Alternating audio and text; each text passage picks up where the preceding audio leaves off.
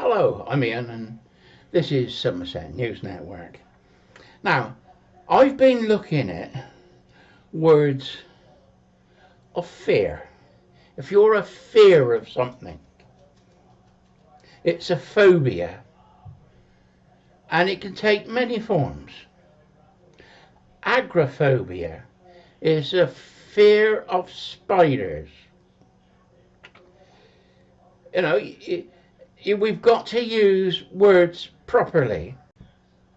Claustrophobia is the fear of small places. Like I said, I had a guy in the civil service would go up the stairs all the time because he wouldn't take the lift. That's a phobia. Now, to call somebody like me, who is calling out a far-right, zealous cult group, Marxist, I don't know what you want to call them, but transgender and their supporters, to call me transphobic means I have a fear of them. I do not have a fear of them. They're going to have to come up with a better word. You can't use a word that isn't what you are. I don't dislike them. I have issues with them. If they want to dress as a woman and think they're a woman, it's entirely up to them. But you have to get the wording right. Now, in my world, a man that dresses as a lady is a transvestite. He's not transgender. You can put the transgender label onto a man that has his parts cut off and lives as a woman. I can understand that. But the average man that's still intact and says he's a woman because he's transgender, I think is the wrong word to use. He's a transvestite, a man that dresses as a woman. I just think that wording should be the right words to use for the job. Now, I'm not a literary genius. I've never confessed to be a literary genius. But when I was writing, I was always told I had to use the right words for what I'm trying to explain. And my editor would get hold of my script and there'd be red pens all over it. Sometimes I spelt words wrong. Sometimes I put the wrong words in with a different meaning. It sounded the right word, but I got it wrong. That's why I have an editor, to make sure everything's right. And when you write, you learn what words mean. And over the years, you pick up what words mean. So a man in a dress is a transvestite. He is not transgender. I can understand you calling a man with his parts cut off, who wants to live as a woman, a transgender. I can understand that. But if he ain't got his bits cut off, he's a transvestite. And to say that I'm transphobic is also the wrong word to use. I don't know what word to use, because I've never been or had to describe how I feel. You know, it's a man in a dress, let's be honest.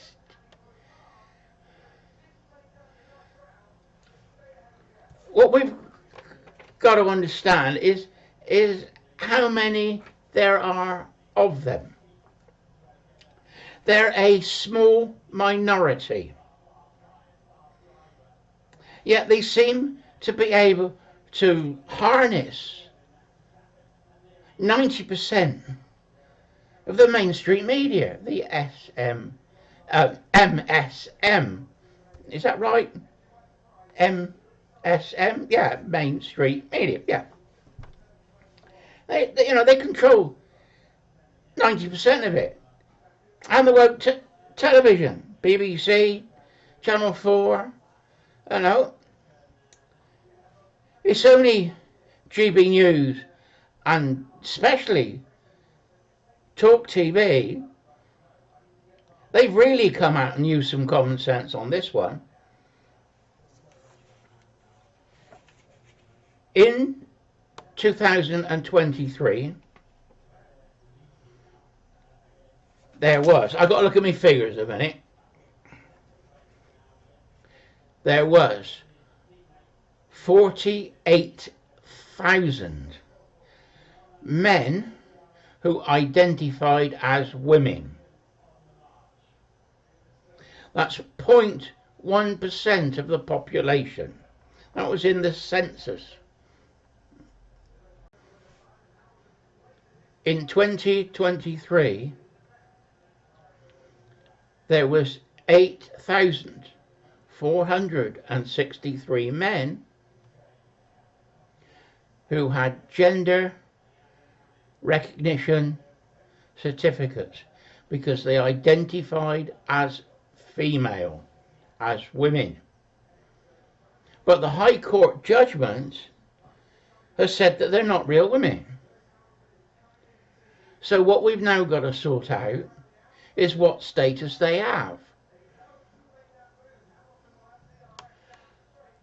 Now, I'm not sure. They call it GRCs. And I'm not sure what the answer is.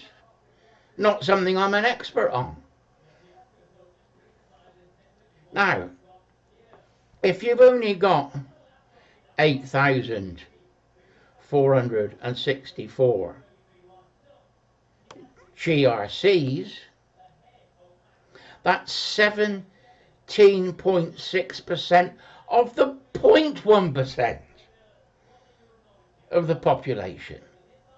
Do you see how minute the numbers you're dealing with are? Yeah, you've got this whole blown thing all over the internet, all over the BBC, all over the newspapers. You would think there was millions of them here. I wonder what other countries think, watching our news and what's going on here. It makes us look like Sodom and Gomorrah. Our moral compass has been blown. The Prime Minister and the other ministers have not said a word. I don't think they know what to do. They live in a woke world. And the idea that a female is a woman is an adult human female is contrary to everything they believe. Starmer said that I think it was 99% of women do not have penises. How ludicrous can you get? It's illogical for a female to have a penis. Not possible. And Starmer's supposed to be an educated man, supposed to be a human rights lawyer. But they're playing into the woke vote because they want their people to vote for them. Well, I got news for you, Mr. Starmer. It's only 8,464 votes you got there that you're working on. It ain't worth all the trouble. We have to get our language right. We have to say what things are and not make up words. Oh, you're transphobic. Oh, you're homophobic is the other one I've been accused of. If two men want to live together, that's entirely up to them. But I don't have to like it. I haven't got a phobia about it. I just don't like it. I'm heterosexual. I love women. And that is why I'm fighting for women to have safe spaces for my wife, my daughters and my granddaughters.